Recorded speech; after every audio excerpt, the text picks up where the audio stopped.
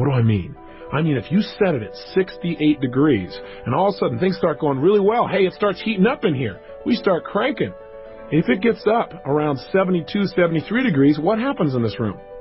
The air conditioners kick on and you begin to sabotage your own success. And you drop right back down to where you subconsciously think you deserve to be in your relationships, in your economics, and your level of acknowledgement. Does this make sense to you? It doesn't make sense intellectually, but it does make sense when you start studying how human beings behave. And that's what I did. I began to sabotage my own success. How? I started to not show up for key meetings. I started to treat people harshly who didn't deserve to be treated harshly at all. I started eating like I was going out of style. I was never into drugs or alcohol, but I used food like it was a drug.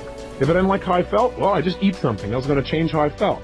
But then I looked in the mirror and I was getting fatter and I felt worse, so I ate some more. And it just didn't work. I got caught up in this vicious circle, so much so that within 2.5 months, I gained 38 pounds. That is not easy to do. You have to eat tons of food and not move very much to pull that off, which I managed to do. The bottom line is this, though. As I began to sabotage, it didn't stop with me. It started to affect everyone around me. I fired almost everyone in my company. I only had about 3 employees left. And I'd fired them too, but every time I go there, you're fired, they go, I know, and they just keep on working, thinking sooner or later things would work out and I'd become sane. I went totally broke financially, and I moved into a little 400 square foot bachelor apartment in Venice, California.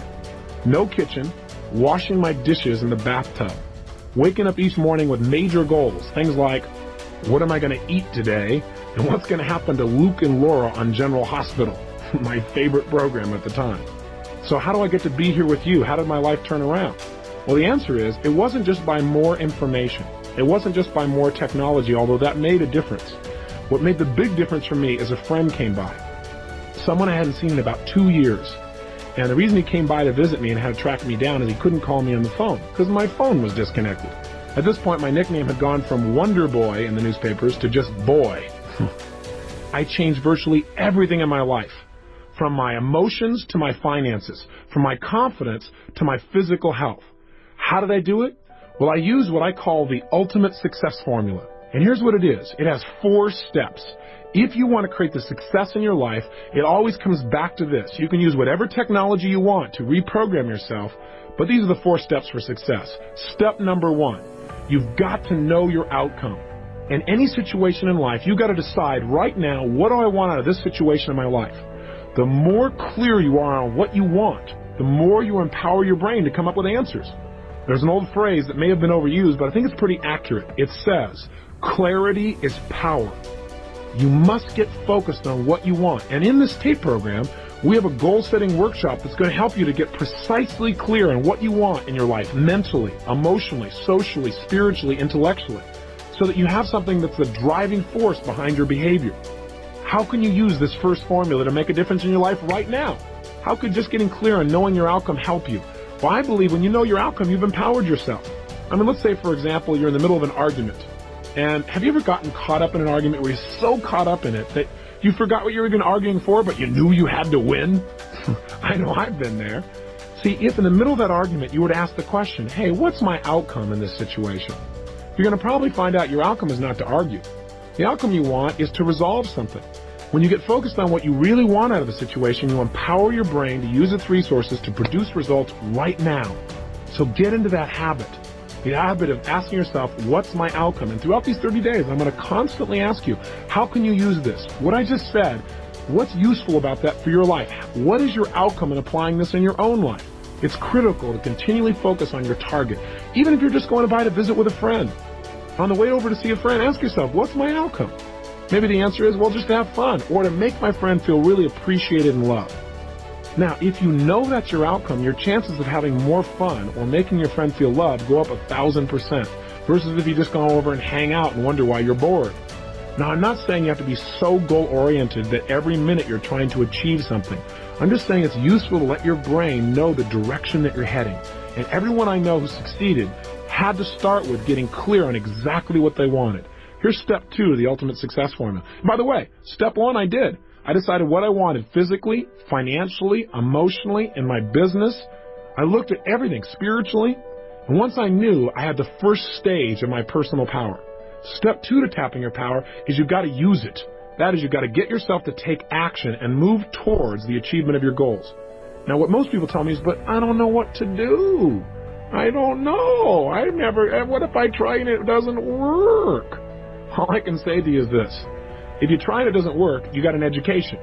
You're better off than where you were before because you now know what doesn't work. And you'll probably make a distinction or two that'll help you succeed even more. Most people in life have no idea what they want. But worse, a few people know what they want, but they don't do anything about it. They just sit around and hope or say, someday, honey, we'll do this. Someday is now.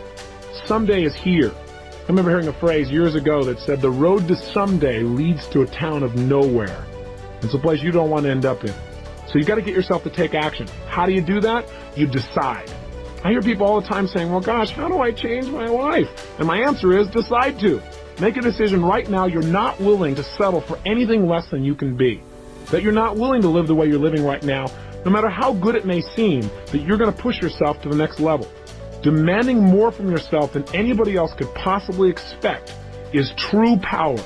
And all it takes is deciding.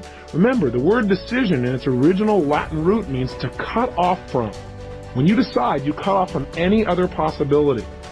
The biggest trap that keeps people from taking action is their fear. Their fear of failure, their fear of success, their fear of rejection, their fear of pain, their fear of the unknown. But the only way to deal with fear is face it. Look it eye to eye and take action in spite of it. I'm sure you probably have heard of some of the seminars I do in which we teach people how to break through their fears and take action. And at the end of the seminar, they get a chance to use what they've learned to overcome a major fear and literally walk through fire between 800 and 2,000 degrees Fahrenheit. Now, a lot of people think it's crazy, but why would you do a thing like that? Well, it's not to teach people new picnic skills, and it's not mind over matter.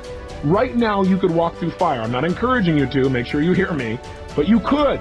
It's absolutely possible. You don't need me to do it. You could also be up at 6 o'clock a.m. with total passion for living. You could also have the person of your dreams be in your life right now. You could also be earning what you're worth. You could also have more influence on your children than virtually anyone else. But few people do. It's not what we can do in life that makes the difference. It's what we will do. And we don't follow through because we don't know what we want oftentimes. And when we know, we're afraid to take action.